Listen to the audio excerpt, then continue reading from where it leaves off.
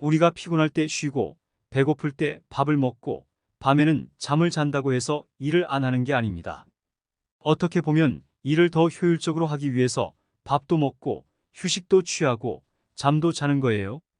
그래서 우리가 일상적으로도 일했으니까 쉬자 이렇게 말하지 않고 쉬었다가 일하자라고 하는 겁니다. 또 일했으니까 먹자 이렇게 말하지 않고 밥 먹고 일하자라고 하는 거예요.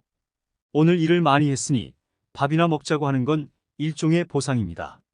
그런데 밥 먹고 일하자는 말은 밥 먹는 게 보상이 아니라 밥을 먹는 게 곧 일을 잘하기 위함이니 밥 먹는 것도 곧 일의 일부분임을 뜻합니다.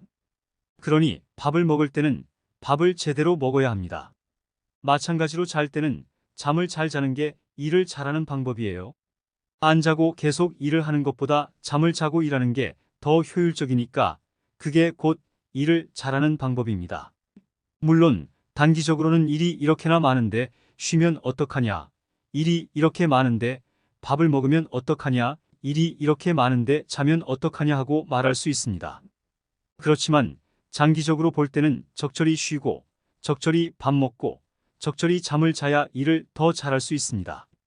그런 것처럼 수행은 일상생활에 방해가 되거나 반대 요소가 아닙니다.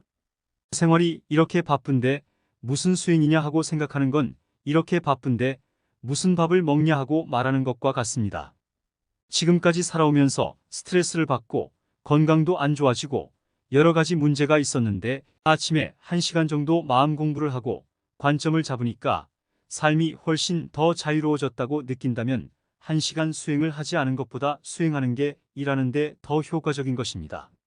옛날 같으면 어떤 문제를 가지고 화가 나서 3일 동안 마음이 가라앉지 않았는데 수행을 한 후에는 금방 풀어지고 예전에는 스트레스를 받아서 힘들어했는데 수행을 한 이후로는 금방 마음이 풀어진다면 수행을 안 하는 것보다 삶이 훨씬 더 나아졌다는 뜻입니다. 이런 관점이 분명하면 수행을 꾸준히 하게 됩니다.